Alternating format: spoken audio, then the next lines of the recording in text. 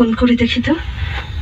আরে কল এসেছে দেখি, নিশ্চয়ই এখন ফোন করে বলবে যে না, ধরি তো আগে।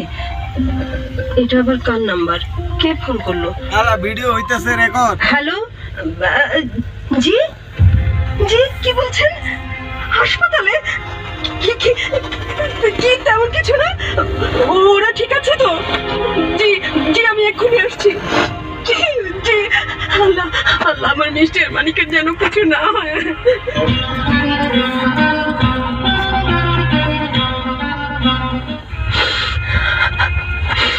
মা, রাখছো কেন?